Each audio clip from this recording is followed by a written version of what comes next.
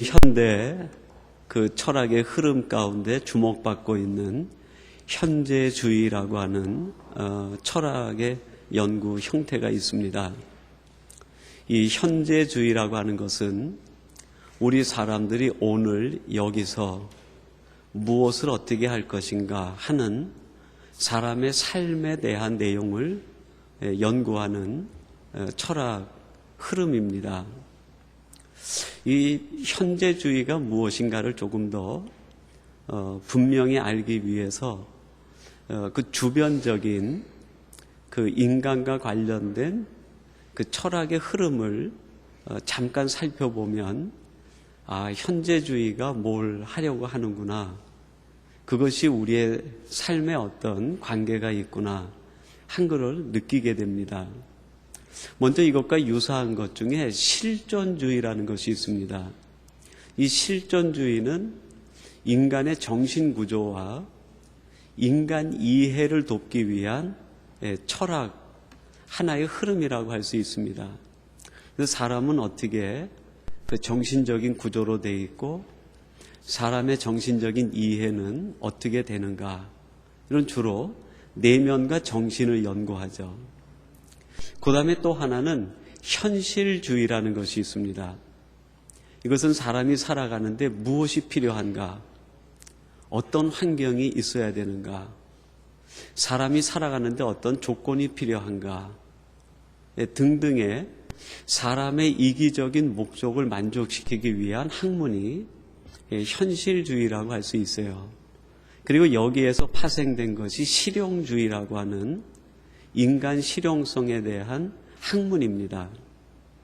근데 이 사이에 최근에 리더십과 관련해서 사람들은 어떻게 살아야 되는가, 사람의 가장 행복은 어디에서 오는가, 사람의 만족은 어디에서 비롯되는가 하는 등등의 질문을 아우르면서 생겨난 하나의 흐름이 현재주의라고 하는 철학 흐름이라고 할 수 있겠습니다. 이 현재주의자들은 그런 얘기를 자신들이 추구하는 연구, 그 내용을 드러내기 위해서 자주 사용하는 말이 있어요. 이런 말을 합니다. 인체의 해부는 원숭이의 신체 구조를 이해하는데 실마리를 제공할 뿐이다. 그런 얘기를 해요. 이게 얼른 들어가지고는 이게 잘 새겨지지 않는 그런 내용인데 이런 뜻입니다. 인체 해부라는 것은 죽어있는 인간을 상징하는 거예요. 여러분, 살아있는 사람을 해부하는 경우는 없습니다. 죽은 사람을 해부해서 이 사람의 모습은 어떤가 하는 걸 연구하는 것이 해부학이죠. 그래서 인체의 해부는 하는 뜻은 죽어있는 인간을 상징하는 의미가 있어요. 무엇이 죽어있는가? 자신 인생에 대한 방향과 목적이 죽어있는 인간, 그건 살아있는 존재가 아니라는. 여러분, 우리들이 호흡하고 있고 먹고 마시고 움직이고 있다고 해서 살아있는 사람이 아니라 분명한 인생의 목적과 방향을 갖고 있을 때 비로소 살았다라고 말할 수 있다는. 인생의 분명한 목적과 방향을 상실하고 그거를 발견하지 못하고 막연히 살아간다고 하면 살아있는 존재가 아니라는. 두 번째는 인체 해부에 해당하는 죽어있는 인간이 상징하는 것은 이들의 말에 의하면 사명을 발견하지 못하면 죽어있는 인간이다. 여러분, 사람이 우연히 존재하는 존재가 아니라고 하면 분명히 무엇인가? 우리에게는 이 땅에 존재하는 사명이 있다는 거예요. 근데 그 사명을 깨닫지 못하고 막연히 살아가고 있다고 하면 살아있는 사람이 아니다. 죽어 있는 인간과 다를 바가 없다. 또 한 가지 이들의 주장에 의하면 사람의 마음을 뜨겁게 감동시키는 사랑과 열정을 잃어버리면 죽어 있는 인간과 같다. 사람을 설레게 만드는 사랑의 열정과 감동과 그 마음이 없다고 하면 살아있는 게 아니라는 거예요. 인체의 해부는 원숭이의 신체 구조를 이해하는 실마리를 제공할 뿐이다 그랬어요. 이게 죽어있는 사람은 원숭이와 다를 바가 없다는, 동물과 다를 바가 없다. 원숭이도 이것 없이 살아간다는, 세상에 있는 많은 동물들도 인생의 목적 없이 살아가는 동물이 수없이 많다. 이 땅에 수많은 동물들이 사명을 못 두고 살아가는 동물들이 수도 없이 많다. 사랑의 뜨거운 감정과 열정을 드러내지 못하고 살아가는 짐승들이 이 땅에 수도 없이 많다. 사람이 이럴 수는 없다는. 만약에 이것이 없다고 하면 원숭이와 다를 바가 무엇이고 동물과 다를 바가 무엇이냐? 사람이 아니라는. 이 즈음에서 우리 스스로에게 나 자신이 한번 물어볼 필요가 있어요. 나는 정말 내가 살아가고 있는 내 인생의 목적과 방향을 바르게 설정했는가? 이게 분명히 설정된다고 하면 나이에 상관없이 나의 가정 형편과 내가 가지고 있는 소유와 내가 누리고 있는 조건과 관계없이 우리는 행복을 느끼며 살아갈 수 있다. 매일매일을 감동하며 살아갈 수 있다. 우리에게 매일매일 가슴 설레이는 감동과 감격이 없는 것은 소유나 조건의 문제가 아니라 내가 살아가는 인생의 방향과 목적을 분명히 발견하지 못했기 때문에.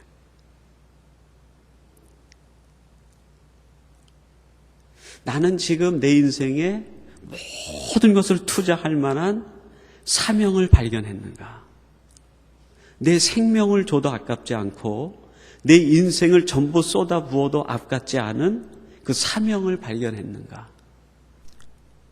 그 사명을 발견하면 우리의 인생이 우리가 생각하는 것 이상으로 활기가 차고 생명력이 넘친다.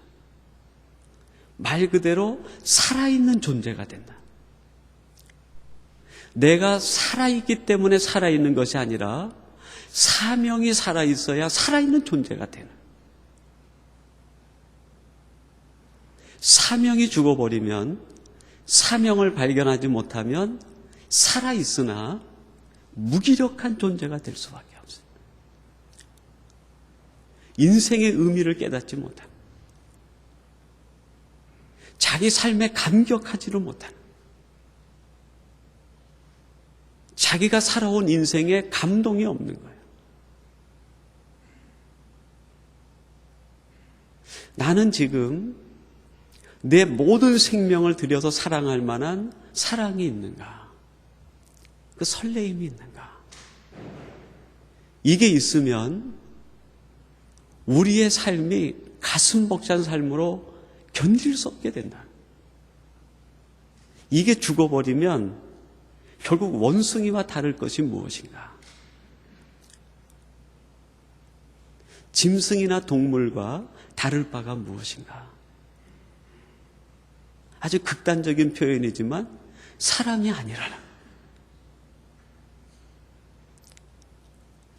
그래서 이 철학에서도 마찬가지지만 사람들이 그걸 발견하기 위해서 가슴 설레이는 삶을 살아보고 싶어서 자기 인생을 다 투자해도 아깝지 않은 그 무엇인가를 발견하기 위해서 발버둥을 치고 찾아봅니다. 어떤 사람은 지식의 문을 열고 들어가서 그걸 찾아보려고 해요. 근데 세상의 지식이 그걸 가르쳐 주지 못하는, 세상에 있는 모든 지식들이 우리 인생의 목적과 방향을 안내해 주지 못한다는 거예요.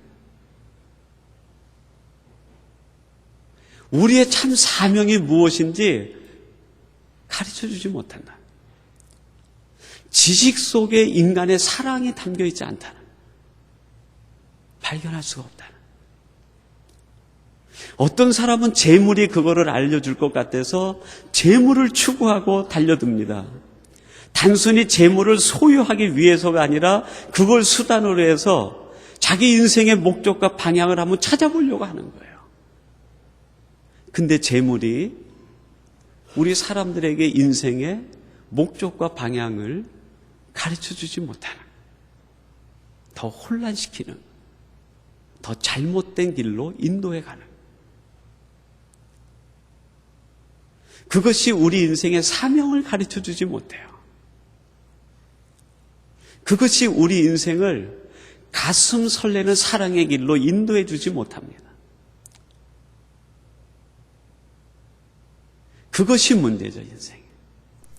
뭔가 알아야 되고 추구하고 이쪽으로 가야 인생에 만족이 있고 행복이 있고 기쁨이 있고 샘솟는 희망이 있다는 걸 아는데 그걸 만날 길이 없는 거예요. 만날 길이 없는 거예요.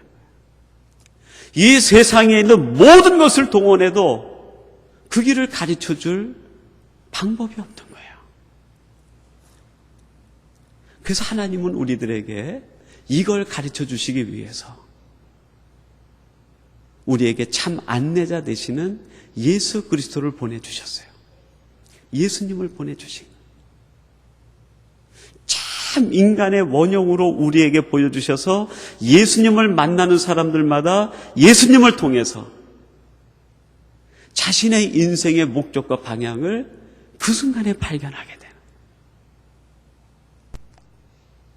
자신이 어디에 자기의 생명과 삶을 전부 투자하고 집중하고 몰입해야 되는지 사명을 발견하게 되는,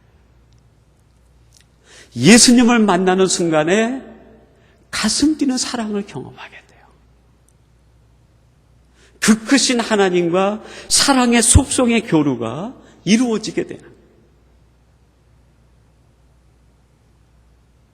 주님을 만나지 않는 한, 예수님을 만나지 않는 한 인간은 영원히 무엇인가를 추구하지만 원숭이와 다를 바 없는 인생을 살아가게 된다.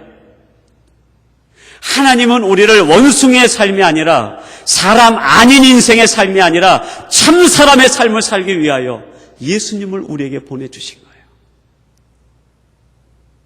그래서 예수님을 만나는 사람들마다 달라지게 돼요. 여러분, 오늘 성경 말씀 사도행전 20장 2절에서 5절까지 말씀 가운데 4절 말씀에 보면 주님을 만난 사람들의 이야기가 담겨 있어요. 4절에 보면 어떻게 되어 있습니까? 아시아까지 함께 가는 사람들 하고 몇 사람들을 소개합니다. 베레아 사람 소바더, 데살로니가 사람 아리스다고와 그 다음에 세군도, 그리고 더베 사람 가이오와 디모데, 그리고 아시아 사람 두기고와 두로비모, 그리고 다 소개는 되어 있지 않지만 함께 선교 일행을 떠나고 있는 다섯 사람 사도 바울, 그리고 고린도에서 만난 브리스길라와 아굴라, 그리고 헬라 사람 직업은 의사인 누가와 충실한 믿음의 사람이 실라를 함께 소개하고 있어요. 오늘 이 성경 본문 4절은 이 사람들의 이름만 이야기를 해도 되는데 이름만 이야기하지 않고 그들의 출생지를 얘기합니다. 이들이 어디에서 태어났는지. 베레아에서 태어나고 데살로니가에서 태어나고 고린도에서 일하던 사람, 다소에서 태어나고 아시아에서 태어나고 여러 각지에서 흩어져서 태어난 이 사람들이 주님을 만났다는 공통점을 가지고 있다. 주님을 만난다. 이 사람들은 직업도 다르고 출신지도 다르고 연령도 다르고 문화도 다르고 경험도 다릅니다. 그들의 인간적인 조건을 가지고는 공통점을 하나도 찾을 수 없는 거예요. 근데 이들에게 한 가지 공통점인데 그게 뭡니까? 주님을 만난 사람이라. 주님을 만난 사람. 주님을 만나는 순간에 직업이 다르고 연령이 다르고 문화가 다르고 경험이 다르고 모든 것이 다른 사람이지만 이들이 한 가지로 하나가 되게 되었다. 그게 뭡니까? 아시아까지 함께 가는 사람들이 되었다. 그렇게 얘기해요. 아시아까지 함께 가는 사람들.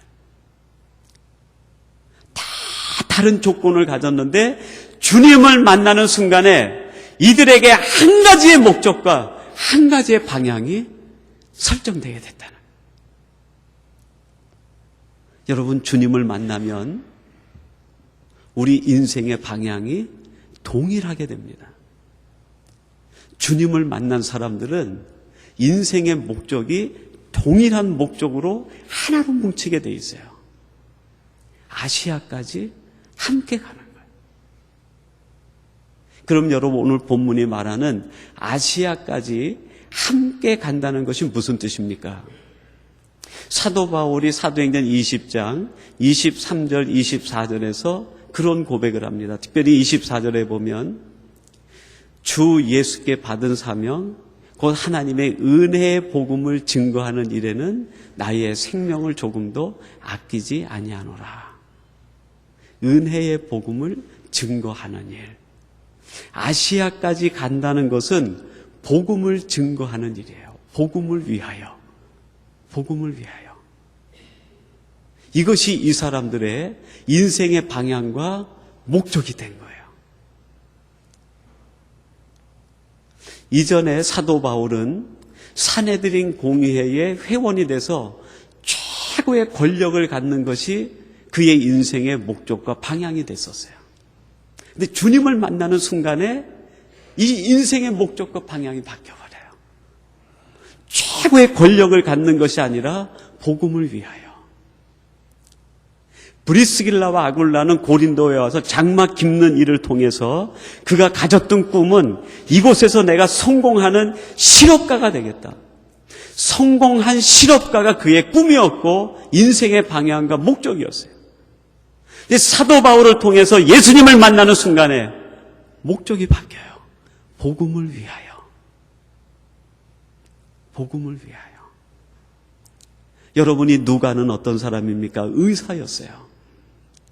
디아스포라의 한을 갖고서 타지에 떠돌아 사는 이 누가가 의술을 익힌 것은 의술을 통해서 소유를 늘리든지 의술을 통하여 사람들에게 존경받는 한 인간이 되든지 아마 이 두 가지가 누가의 꿈이었을 거예요. 인생의 목적과 방향이었을 거예요. 사람에게 존경받는 의사가 되겠다. 모든 사람들이 존경하고 찾고 우러러보는 한 인간이 되겠다. 이것이 누가의 목적이었는지 모르겠어요. 근데 주님을 만나는 순간에 이게 바뀌어요. 복음을 위하여. 복음을 위하여. 신라는 그 별명이 권위자입니다. 훌륭한 교사예요. 이름을 날리던 명선생님이었습니다. 그의 수하에 수많은 문화생들이 있었어요. 신라에게 가르침을 받기 위해서 많은 사람들이 모여들었어요.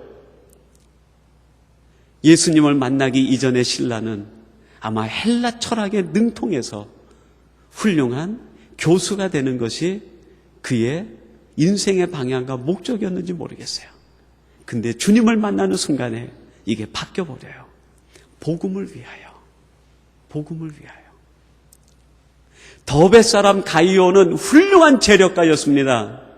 그는 가는 곳마다 사람들을 접대하고 사람들을 섬기는 일이 얼마나 뛰어났는지 몰라요. 그래서 가이오의 집에서 모든 사람들이 먹고 마시는 무리들이 얼마나 많았는지 몰라요. 사람들을 선대하고 사람들을 공경하는 사람이에요. 아마 가이오는 인품이 훌륭한 사람, 그것이 그의 인생의 목적과 방향이었는지 모르겠어요. 그러나 주님을 만나는 순간에 이게 바뀝니다. 복음을 위하여. 복음을 위하여. 여러분, 우리들이 주님을 만나면 하는 일은 다르고 우리의 경험이 다르고 직업이 다르고 우리의 생각이 다르지만 인생의 방향이 하나로 동일해지는 거예요. 복음을 위하여. 이게 동일해지는 거예요. 그런데 아직도 내 인생의 방향이 복음을 위하여가 아니라 아직도 소유에 매여 있고 아직도 내 인기에 매여 있고 아직도 세상적인 관심에 매여 있다고 하면 참된 행복을 누릴 수가 없어요. 우리 사람들이 자신이 나아가야 될 그 인생의 목적과 방향을 바르게 깨닫기 전까지는 자유를 느낄 수 없어요. 행복을 느낄 수 없어요. 오직 복음을 위하여라고 하는 우리가 붙잡아야 될 가장 궁극적인 인생의 방향과 목적을 붙잡는 그 순간에 우리는 자유해지게 돼요. 세상의 모든 것으로부터 자유해져요. 참 행복을 느끼게 돼요. 평안을 느끼게 돼요. 그런데 다른 것이 우리 인생의 목적이 되고 방향이 되면 그것 때문에 우리는 평안을 잃어버려요. 왜요? 우리의 의지로 이루려고 하니까 우리는 늘 수준비단 사람이 되는 거예요. 우리는 정량 미달의 사람이 돼요. 이룰 수가 없는 게 이룰 수가 없어요. 그래서 늘 불안하고 그래서 늘 만족스럽지 못하고 그래서 늘 마음의 평화가 깨지고 마음에 늘 답답함이 생겨요. 늘 어두운 그림자가 있는 진정한 목적을 발견하지 못하고 그걸 잡지 못하니까. 제가 여러분에게 언제 한번 소개해 드렸는데요. 최근에 그 작고하신 미국의 그 백악관 장애인 그 복지 담당 보좌관으로 있었던 우리 한국이 배출한 강영우 박사님이 하나님의 부름을 받으면서 그 유고집을 남겼습니다. 그 책 제목이 내 눈에는 희망만 보였습니다 하는 책 제목이에요. 내 눈에는 희망만 보였다. 근데 이게 강영우 학생이 15살 때 1960년인데요. 그때 아이들하고 축구를 하다가 그 축구공이 눈에 맞았는데 그때 이후로 망막 박미 현상이 일어나요. 그러면서 이 15살에 완전히 실명을 해버려요. 그때 그 구본술이라고 하는 그 안과 전문 의사가 있었는데 이분이 이 강영우 학생을 진단하고 나서 마지막 최종적으로 판정을 내리는데 이 학생은 영원히 빛을 볼 수 없습니다. 영구 실명자가 되었습니다. 판정을 내린 거예요. 한순간에 빛을 잃어버린 거예요. 어둠에 갇혀버린 거예요. 한창 꿈 많은 학생이 인생에 대한 화려한 꿈들이 가득 차 있는 학생이 어둠에 빠져버린 거예요. 그 절망감이 얼마나 크겠어요. 근데 이 의사의 말을 듣는 순간에 어머니가 그 이야기를 듣고 있다가 어머니가 충격을 받는 1년이 지나지 않아서 아들의 그 모습을 지켜보다가 그게 너무 아파서 어머니가 세상을 떠나는. 빛을 보지 못하면 어머니라도 계시면 그 어머니의 손을 붙잡고 일어날 수 있겠는데 의지할 지팡이마저도 꺾여버린 거예요. 얼마나 절망스럽겠어요. 그러다가 한 4년 정도 지나가지고 이 강영우 학생이 우연히 그 라디오를 트는데 기독교 방송 그 라디오가 흘러나오는 거예요. 그리고 그때 상담을 진행해 주었던 목사님이 반병섭 목사님인데 지금 밴쿠버에 계세요. 젊은 시절에 이 반병섭 목사님이 인생 상담을 하는데 그 상담하는 그 이야기가 이 강영우 학생 마음에 점점 따뜻하게 다가오면서 이분에게 편지를 써봐야지. 하는 마음이 드는.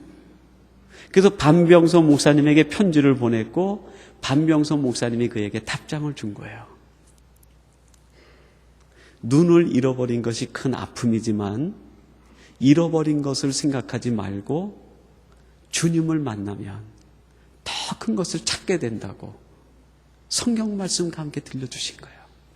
잃은 것만 생각하지 말고 하나님이 주시는 더 큰 것을 기대하라. 여러분, 우리가 잃은 것만 생각하면 얼마나 삶이 어두워지는지 몰라요. 얼마나 고통스러워지는지 몰라요.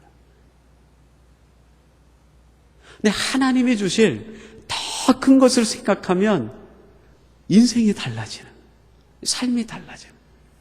이게 무슨 소린가? 잃어버린 것 생각하지 말고 하나님이 주실 더 큰 걸 생각하라. 이게 뭔가? 그게 나중에 깨달아요. 예수님을 마음에 받아들이라. 이 강영호 학생이 예수님을 마음에 받아들이는 순간에 빛의 세계로 들어오는 거예요. 빛의 세계로. 어둠과 절망의 골짜기에 빠져있던 이 아이가 예수님을 받아들이는 순간 빛의 터널을 뚫고 빛의 세계로 들어가는 그런 감동을 느껴요. 그리고 그때 한 고백이 내 눈에는 희망만 보였습니다 하는 고백이에요. 전에는 어둠만 보이고 전에는 절망만 보였는데 주님을 만나는 그 순간에 주님이 나에게 눈을 열어주셔서 희망만 보게 하시고 이전에 보지 못하는 것들을 보게 하셨다는, 자신의 인생의 목적과 방향이 보인 거예요. 그리고 그 책에서 고백을 합니다. 이제는 주님을 위하여, 주님을 위하여 살고 이 땅에 나같이 장애를 입은 사람을 위해 내가 살아야 되겠다. 인생의 방향이 설정된 거예요. 인생의 방향과 이 모든 것이 설정되는 순간에 강영호 학생이 자유를 느끼게 돼요. 자기가 당했던 모든 고통으로부터 자유해지는 거예요. 자기 인생은, 삶은, 형편은 하나도 변하지가 않았는데 자기가 가야 될 인생의 방향과 목적을 붙잡는 순간에 자유해지는 거예요. 모든 고통에서 자유해지는, 자기의 모든 문제에서부터 벗어나는, 자기를 둘러싸고 있었던 모든 어둠에서부터 헤어나오게 되는. 여러분, 우리들이 아직도 어둠에 쌓여 있고 내 삶은 왜 이렇게 고통투성이야? 왜 내 인생을 이렇게 힘들어하고 있다고 하면 아직 우리가 분명히 하나님이 붙잡게 하시는 그걸 붙잡지 못한 거예요. 오직 복음을 위하여 붙잡고 일었으면 모든 것에서부터 자유해지는 거예요. 나를 둘러싸고 있는 모든 어둠에서 내가 빠져나올 수 있는 거예요. 나를 둘러싸고 있는 모든 고통의 문제에서부터 내가 행복으로 자유해지는 거예요. 그건 여전히 있는데 행복해요. 그거는 여전히 내 삶에 있는데 자유해요. 그 모든 고통의 이유가 아직 내 삶에 있는데 너무너무 기쁜 거예요. 내 삶이 만족스러운 거예요. 그 이유가 뭡니까? 발견했기 때문이에요. 예수님을 만나는 순간에 자신의 인생의 방향과 목적을 붙잡았기 때문에.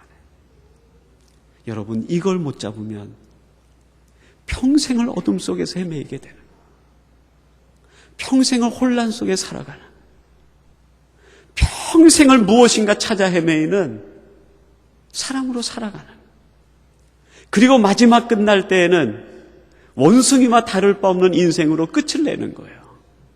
이게 얼마나 불행한 인생입니까? 강영호 학생이 가장 어둠 속에서 예수님을 만나서 그 자신이 나아갈 방향과 목적을 발견했을 때 그 자유해짐, 그 평안함, 그 해방감, 그 행복감을 누리고 그때 이후로 내 눈에는 희망만 보였습니다. 그때 이후로 강영호 박사가 눈이 치유된 게 아니에요. 육체적 형편이 나아진 게 아닙니다.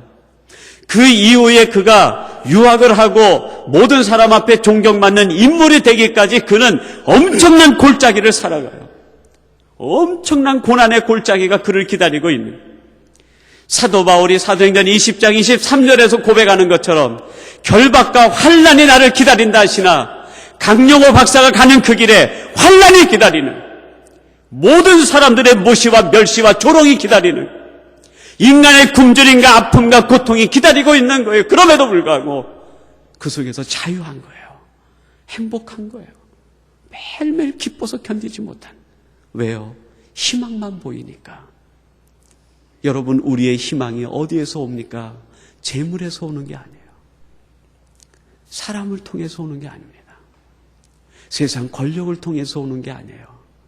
우리가 붙잡아야 될 마땅한 그것을 붙잡을 때 오는 거예요.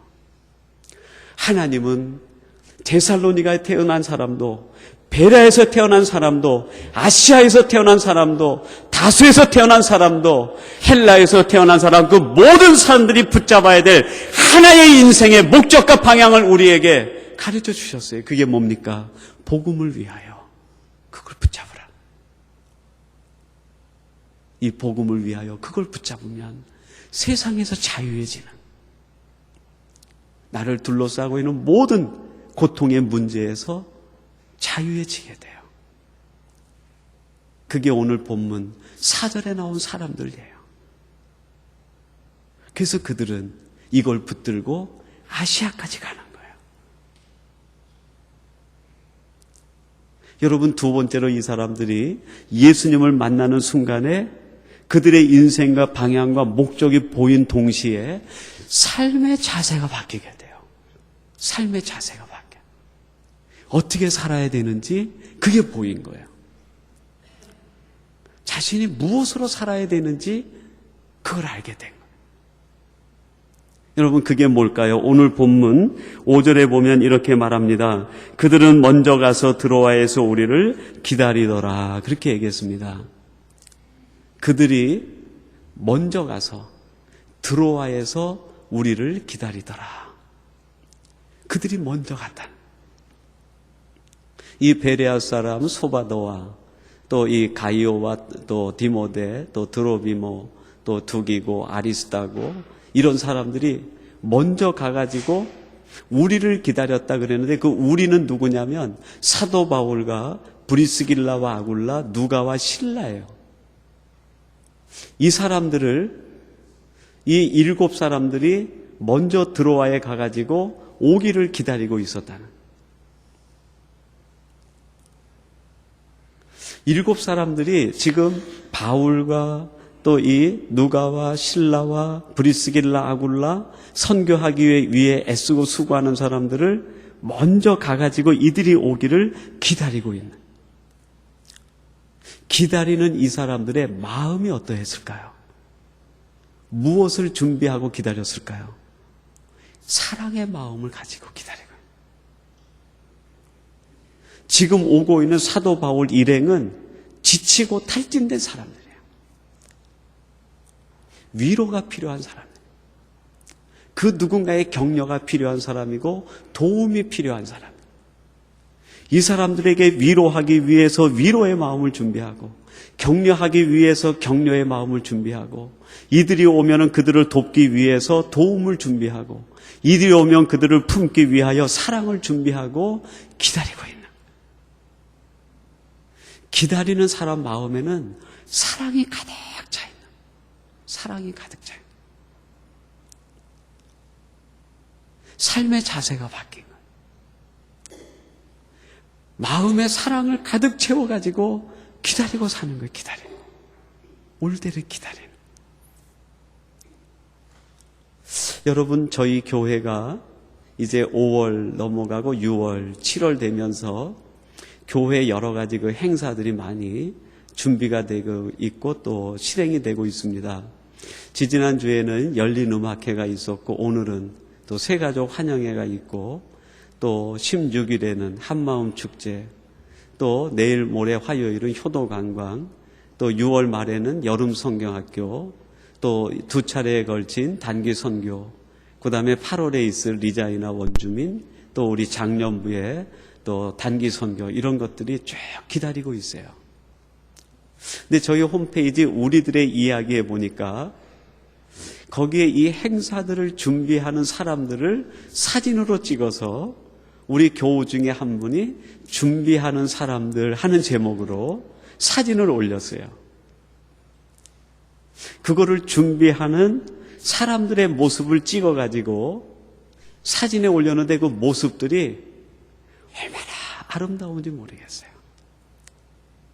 기다리고 준비하는 사람들의 그 마음이 느껴지는 것. 사랑으로 가득 준비해서 그 사람들을 기다리고 있는. 사랑을 준비하고 기다리는 사람은 오는 사람들에게 사랑을 주면서 기쁜 게 아니라 사랑을 가지고 기다리면서 이미 행복한 거예요. 이미 너무나 행복한 거예요. 이게 하나님의 축복이고 은혜예요. 행사를 준비하는 사람들은 행사가 잘 돼서 기쁜 게 아니라 행사를 준비하면서 너무 행복한 거예요. 그걸 준비하면서 너무 기쁜 거예요. 왜요? 사랑으로 가득 차니까. 이게 너무 행복한 거예요. 여러분, 근데 이 4절에 나오는 이 7 사람들이 그냥 드로아에 있다가 거기에서 기다린 사람이 아니고 사도 바울과 함께 에베소에 있다가 바울은 마게도라를 거쳐서 드로아로 오기로 돼 있고 이 사람들은 아시아까지 바로 직행을 했어요. 그러니까 이 사람들이 간 여정이 쉬운 길이 아닙니다. 7 사람들도 지치고 지칠 대로 긴 여행 끝에 드로아까지 온 거예요. 이 사람들에게도 그 누군가의 위로가 필요한 거예요. 4절에 나오는 7 사람에게도 그 누군가의 사랑이 필요한 거예요.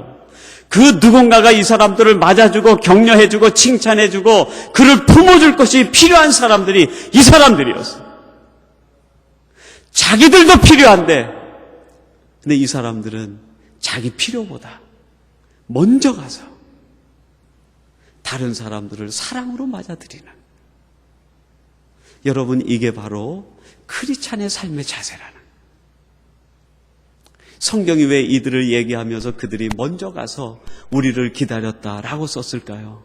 그들은 이렇게 사랑으로 우리를 품어주었습니다. 그걸 얘기하고 싶은 거예요. 이들이 이렇게 큰 사랑의 사람이었습니다. 이들이 이렇게 큰 위로의 사람이었습니다. 이들이 이렇게 우리를 격려해 주었습니다. 자기도 위로가 필요한데, 자기도 격려가 필요한데, 자기도 그 누군가의 사랑이 필요한데 자기들은 그것을 구하지 않고 우리들을 이렇게 사랑으로 맞아 주었습니다.